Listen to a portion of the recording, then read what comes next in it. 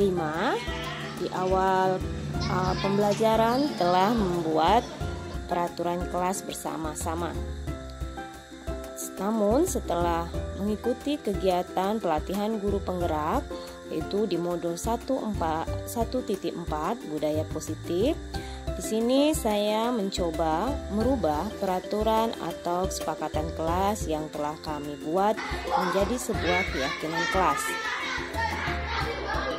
Di sini saya meminta siswa kelas 5 untuk membuat sikap-sikap baik yang harus mereka lakukan dan harus mereka miliki. Sikap-sikap yang baik tersebut mereka tuliskan pada selembar kertas dan selanjutnya mereka tempelkan di papan tulis.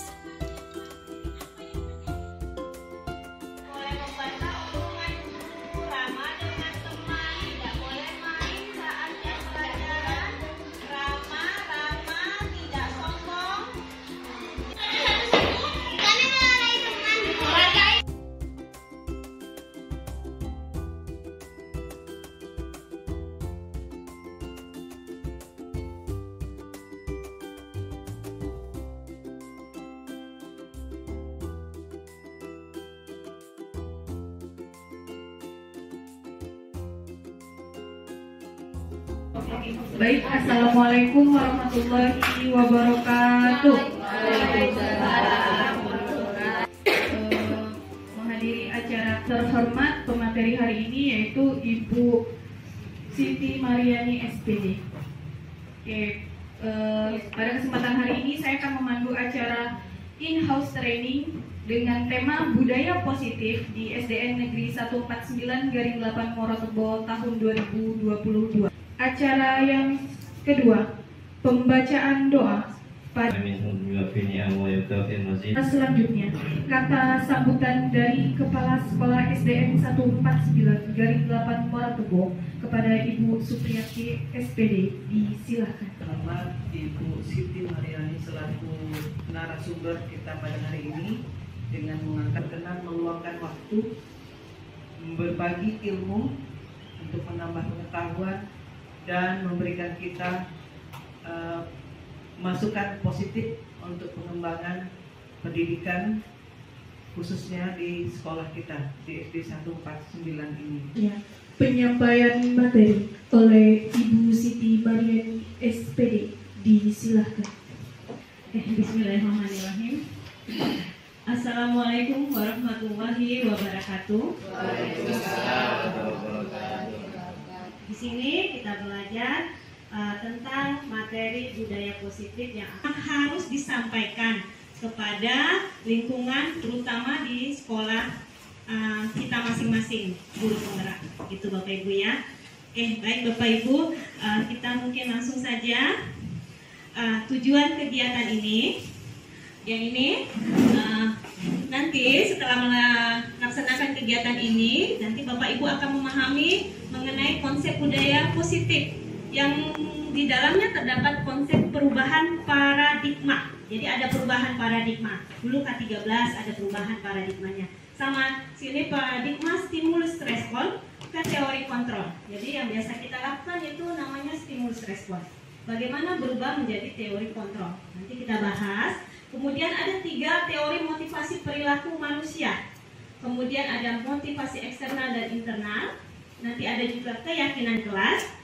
Ada hukuman dan penghargaan. Kemudian ada 5 kebutuhan dasar manusia yang harus kita ketahui. Kemudian 5 posisi kontrol seorang guru. Dan segitiga restitusi. Ini yang akan kita bahas pada kegiatan ini. Mudah-mudahan waktunya cukup dan dapat tersampaikan dengan baik. Kemudian nanti Bapak Ibu kita akan bersama-sama menerapkan strategi disiplin positif yang memerdekakan murid untuk menciptakan ekosistem sekolah aman dan berpihak pada anak. Kemudian kita bersama-sama akan menyusun langkah-langkah dan strategi aksi nyata yang efektif dalam mewujudkan kolaborasi dengan seluruh pemangku kepentingan sekolah agar tercipta budaya positif yang dapat mengembangkan karakter murid. Kemudian kita akan bersifat reflektif, merefleksi diri kita terhadap budaya di sekolah kita dan senantiasa mengembangkannya sesuai dengan kebutuhan sosial dan anak didik kita. Nah ini Bapak Ibu, saya minta pendapat Bapak Ibu. Apakah Bapak Ibu setuju dengan pernyataan ini? Hukuman dapat mendisiplinkan anak. Silakan. Setuju. Alasannya besok biar tidak diulang lagi atas kesalahannya yang sama. ya. Oke. Ada yang pendapat berbeda Bapak Ibu? Bu Mike, boleh? Kalau menurut saya mungkin tidak setuju. Ada juga setujunya, tapi tergantung hukumannya, Bu. Ya, tergantung hukuman apa yang akan kita berikan kepada anak supaya bisa mendisiplinkannya. Kalau hukumannya kekerasan mungkin tidak juga gitu. Mungkin malah makin meningkat, tidak disiplin jadinya. Lihat dari bentuk hukumannya. Oke. Ada lagi Bapak Ibu yang mau berpendapat? Tergantung kesalahan yang dilakukan oleh anak, Bu. Berarti Bu Linda setuju ya yang ini ya. Ada yang tidak setuju Bapak Ibu? Ini tepat. Biar tentu. Iya. Memberikan penghargaan Dapat meningkatkan motivasi itu sudah setuju, Bu. Setuju. Dari zaman dahulu memang seperti itu. Kalau mau meningkatkan motivasi anak kita harus memberikan penghargaan. Perlu dibahas lagi. Oh, tidak perlu dibahas. Bapak Ibu, Kalau tangan biasa saja. Kalau dananya cukup, alhamdulillah atau anak. tidak meningkatkan motivasi ya. Kalau dengan Pak Ustaz doain lah ya gitu. Oke, Bapak Ibu, ini topik yang akan kita bahas atau materi yang akan kita bahas ya. Ada disiplin positif, nanti ada nilai-nilai kebajikan universal, teori motivasi, hukuman dan penghargaan, restitusi, keyakinan kelas, kebutuhan dasar manusia dan dunia berkualitas, posisi kontrol guru, segi ujar dan hasil. Oke, saya minta perwakilan dua guru, menyimpan kertas ini. Ibaratnya kertas ini adalah suatu barang yang berharga yang tidak akan dibuka. Kemudian yang satunya berusaha membuka ini dengan berbagai cara. Boleh bujukan,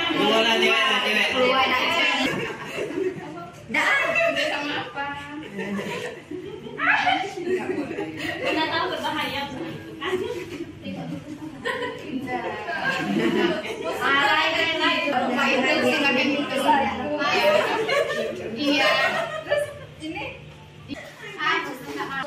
Tidak mempan ya musuh ya. Dikasih uang tidak mempan, dibujuk Butika dengan cara halus, digoda juga nggak mempan, dikritik apalagi mentang kata Tika ya nggak mempan sama sekali. Ini yang belum dari subuh. Benar kata dia. Berani. Baik, ini ya, mungkin saya tanya ke Bu Sum, apakah Anda menutup kepalan tangan? Tadi tidak membuka ya Bu Sum ya. Mengapa alasan Anda tetap menutup kepalan tangan Anda? Kenapa? Sesuatu yang berharga. Sesuatu yang berharga. Berarti Bu Sum tidak mau kan? Iya. Oke. Dalam kegiatan ini, tadi kegiatan yang kita lihat tadi, sesungguhnya siapa yang memegang kendali atau kontrol untuk membuka atau menutup kepalan tangan? Kita sendiri. Kita sendiri. Oke, itu ya Bapak Ibu ya. Jadi semua itu tergantung dari diri kita sendiri. Sudah dipaksa, sudah dibujuk, sudah digoda, sudah dikasih piti, indah yuk. Ya, maksudnya ya. Jadi dari diri kita sendiri. Ingat Bapak Ibu, kontrol itu adanya di diri kita sendiri. Oke. Nah, Bapak Ibu, ini sedikit saya sampaikan perubahan paradigma teori kontrol. Nah, selama ini kadang kita bilang kita sudah mengontrol, bisa mengontrol. Tetapi sebenarnya itu hanya ilusi kontrol. Ya, kenapa dibilang ilusi kontrol? Seperti ilusi guru mengontrol murid. Sepertinya guru itu bisa mengontrol murid. Pasti kita bilang kita bisa mengontrol atau menguasai atau mengendalikan anak murid kita. Tetapi pada dasarnya guru tidak bisa mengontrol murid. Itu ya Bapak Ibu ya. Anak murid itu mempunyai keinginan sendiri untuk memilih tindakan apa yang harus dilakukannya. Jadi guru tidak bisa mengontrol murid. Tapi kok bisa Bu saya mengontrolnya? Mereka mau karena ada sesuatu hal. Tetapi mereka kalau mau ada memang yang dari dirinya sendiri. Itulah kontrol diri. Itu ya Bapak Ibu ya. Jadi jangan anggapan kita bahwa guru bisa mengontrol murid itu hanya ilusi. Terlihat seperti bisa, tetapi tidak. Kemudian, ilusi bahwa semua penguatan positif itu efektif dan bermanfaat. Terkadang kita, Bapak Ibu guru, bagaimana ya supaya anak itu mau kita kontrol atau kita kuasai, kita memberikan penguatan positif atau hal-hal bujukan. Memang batas bujukan, anak terpengaruh, terbatas bujukan yang kita berikan atau perjanjian atau kekuatan positif yang kita berikan. Tetapi kalau tidak, dia akan keluar dari kontrol kita. Itu ya, itu namanya ilusi sesaat. Jadi kapan penguatan positif itu bermanfaat atau bisa terjadi jika waktu tertentu saja, kemudian dia lepas karena tidak dari dirinya sendiri. Jadi sepertinya ibaratnya terkontrol, tapi itu hanya ilusi sesaat. Kemudian ilusi bahwa kritik dan membuat orang merasa bersalah dapat mengubah karakter. Sama, saya juga Bapak Ibu, terkadang kita menghukum anak atau memberikan sesuatu pernyataan kepada anak tanpa kita sadari, kita membuat anak itu bersalah. Kamu tahu tidak, sadar tidak kamu itu berbuat salah, kamu ini jahat, kamu ini gini. Sebenarnya anak itu ketika kita menyampaikan hal itu, dia belajar merasa dirinya buruk. Nah, memang anak itu akan berubah karena dia merasa dirinya rendah. Karena dia merasa bukan dari dirinya sendiri. Jadi ini ketika kita biasa mengkritik atau membuat orang merasa bersalah, anak itu terutama murid akan belajar merasa dirinya buruk dari yang lain. Nah, itu bukan yang bagus untuk seorang pendidik. Itu Bapak Ibu ya. Ini juga pelajaran buat saya. Mungkin kita semua lah. Kemudian ilusi bahwa orang dewasa memiliki hak untuk memaksa. Nah, ini yang sering sangat terjadi. Sebagai seorang guru, kita berhak karena tanggung jawab kita nih, anak didik murid ini tanggung jawab kita. Jadi kita memaksa dia untuk berbuat baik. Nah, memang anak itu takut karena ada kita. Lepas dari kita, dia balik lagi ke selera asalnya. Sama seperti gini Bapak Ibu, di kelas saya dia tuh bagus, rapi, gini-gini. Kemudian di kelas saya tidak. Kenapa? Karena tidak ada dari dalam dirinya yang mengontrol dirinya. Yang mengontrol itu kita. Lepas dari kita, balik lagi. Sama seperti ketika orang tua mengatakan, anakku ini baik, rumahmu udah ada gini. Kok di sekolah dia lihat-lihat? Nah, berarti anak itu bukan memiliki tanggung jawab atau kontrol diri yang baik. Itu Bapak Ibu ya. Itulah namanya ilusi kontrol. Jadi kita coba kita rubah cara pandang kita. Inilah Bapak Ibu, sama-sama kita merubah.